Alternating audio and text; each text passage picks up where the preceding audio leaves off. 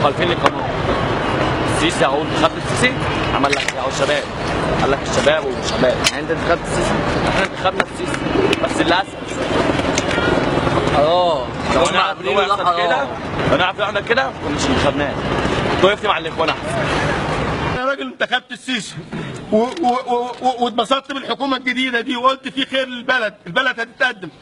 بس فرحانه فينا عشان احنا انتخبنا السيسي، فرحانين فينا والله فرحانين فينا. عشان ايه؟ عشان احنا انتخبنا السيسي. قال السيسي اهو بيبهدلكم، ادوكم انتخبتوا السيسي اهو بيبهدلكم. يعني انا نزلت انتخبت الرئيس السيسي وقلت هيبقى في تغيير، والدتي نزلت انتخبت ووافقت على الدستور الجديد اللي بيدي حق العلاج، وهي ليها تامين صحي مش لاقي لها سرير في المستشفيات.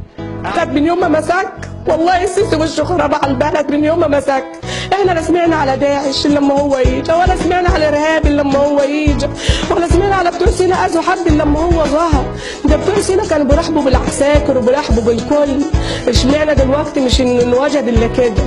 اشمعنى هم لو حقك شايفه جالك من اللي اتفرعنه هانك وحرمك من الامان، لو راضي بنص ثوره وخايف من المغامره ما تنزلش الميدان. لو حقك شايفه جالك من اللي اتفرعنه هانك وحرمك من الامان، لو راضي بنص ثوره وخايف من المغامره ما تنزلش الميدان. خد راحتك يوم اجازتك وافرد جسمك ونام، نوم التايه عباده، في ناس ليها الشهاده وناس ليها الكلام. خد راحتك يوم اجازتك وافرد جسمك ونام، نوم التايه عباده، في ناس ليها الشهاده وناس ليها الكلام.